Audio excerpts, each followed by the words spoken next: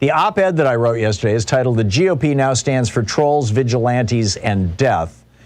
And I think one of the most important points that I made in this article, and I really want to focus on it or highlight it, as it were, is that vigilantism typically comes about from one of two reasons. The whole vigilante movement started in the United States, or before it was the United States. It started back in the 1700s, 16 and 1700s, when as white communities would occupy greater and greater areas of formerly Native American lands, they hadn't yet created governments, so they didn't yet have police departments, so they would create what they called committees of vigilance, which were, basically folks getting together, sort of neighborhood watch kind of things, folks getting together and patrolling their own communities, their own little towns and areas where they lived.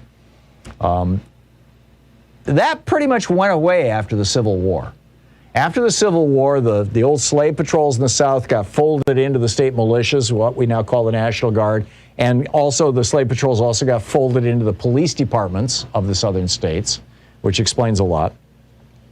But these days, it's almost, vigilantism is not an actual attempt to protect, typically is not actually an attempt to protect a community from perceived danger, because now we have professional police forces. Instead, today, vigilantism, what you saw with Kyle Rittenhouse, taking a gun to a protest, is typically a conservative response to cultural change.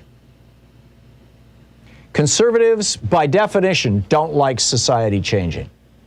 And our society is getting less white and more accepting of gender identity minorities, more accepting of racial minorities, more accepting of religious minorities.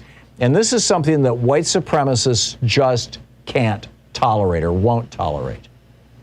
And therefore, we're having a rise of a different kind of vigilantism from the old committees of vigilance. This kind of vigilantism is more similar to, and in fact, I'd say in many ways identical to, the Ku Klux Klan. They just go by different names today, and they wear different kinds of uniforms, and they're not afraid to show their faces. But that's what we're dealing with here.